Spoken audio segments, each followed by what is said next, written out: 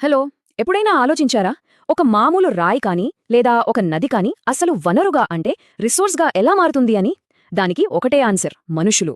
అవును, మీరు, నేను, మనమే అత్యుత్తమ వనరులం. మనిషి తన జ్ఞానంతో, నైపుణ్యంతో ప్రకృతిలోని వస్తువులన్నింటినీ అద్భుతమైన వనరులుగా మార్చేస్తాడు. అందుకే నేటి మన విశ్లేషణలో భారతదేశ జనాభా ముఖచిత్రాన్ని, దాని వెనుక ఉన్న ఆసక్తికరమైన డైనమిక్స్ను డీకోడ్ చేద్దాం. దీనికి సంబంధించి ఒక అద్భుతమైన కొటేషన్ ఉందండి. వనరులు, విపత్తులు లేదా ప్రమాదాలు ఇవన్నీ మనుషులతో ముడిపడినప్పుడు మాత్రమే వాటికొక అర్థముంటుంది అని. ఎందుకంటే మన చుట్టూ ఉన్న సామాజిక, సాంస్కృతిక వాతావరణాన్ని సృష్టించేదే ప్రజలే కదా.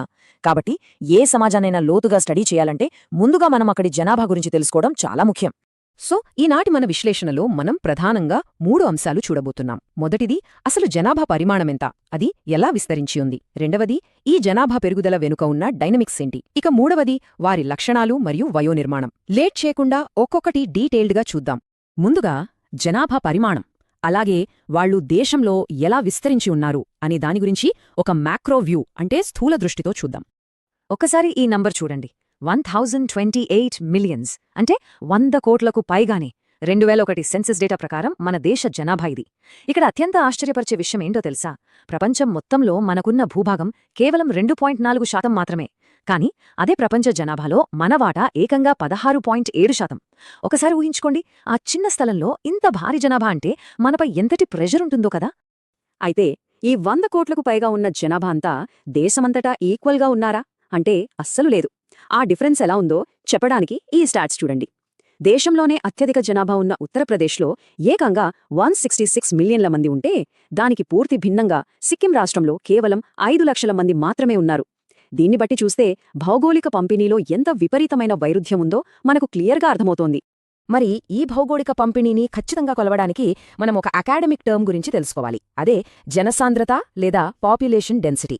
అంటే సింపుల్గా చెప్పాలి అంటే ఒక చదరపు కిలోమీటరు విస్తీర్ణంలో సగటున ఎంతమంది నివసిస్తున్నారు అని లెక్కించడమన్నమాట. ఏ ప్రాంతంలో జనాభా ఒత్తిడి ఎంత ఎక్కువగా ఉందో పోల్చి చూడటానికి ఇది చాలా కీలకం. భౌగోళికంగా గమనిస్తే ముఖ్యంగా ఉత్తర భారత మైదానాల్లో జనాభా చాలా దట్టంగా కనిపిస్తుంది కదూ. దానికి రీజన్ ఏంటంటే అక్కడ ఉండే చదునైన నేలలు, సారవంతమైన మట్టి, అలాగే సమృద్ధిగా కురిసే వర్షాలు.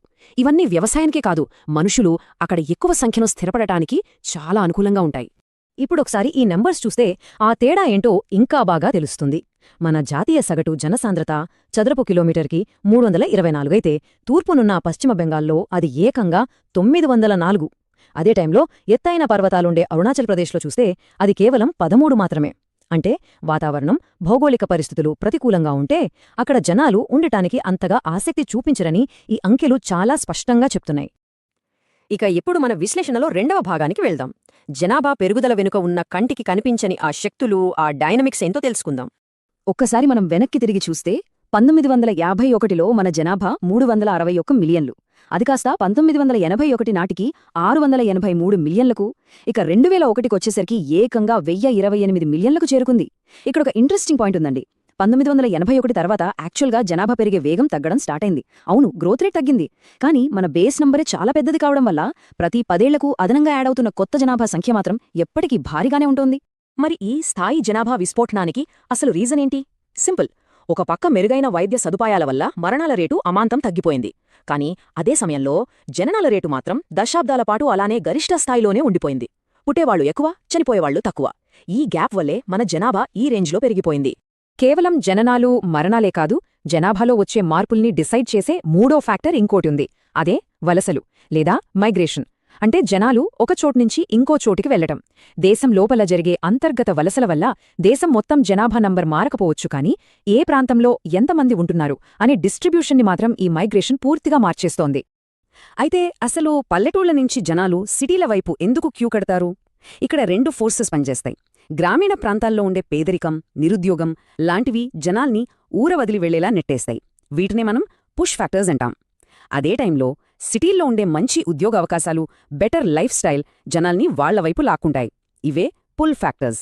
ఈ రెండింటి వల్లే పట్టణీకరణ అంత వేగంగా జరుగుతోంది. ఈ పుల్ ఫ్యాక్టర్స్ ఎఫెక్ట్ ఎంత స్ట్రాంగ్గా ఉందో చెప్పడానికి 35 అనే ఈ నంబర్ ఒక బెస్ట్ ఎగ్జాంపుల్.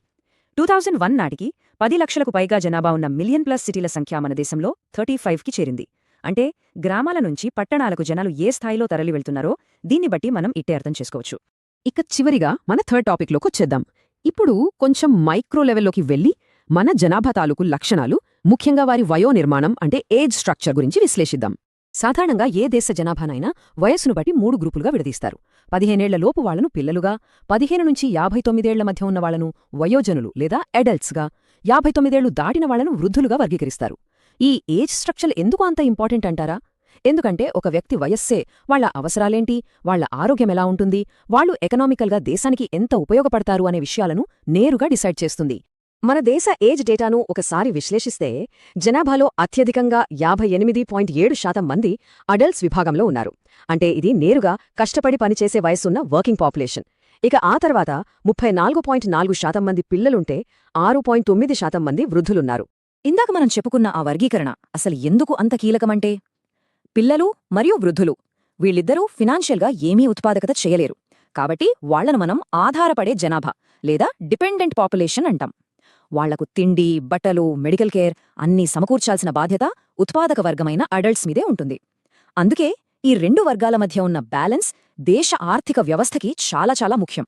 సో ఈ విశ్లేషణ ముగించే ముందు మీకొక ప్రశ్న.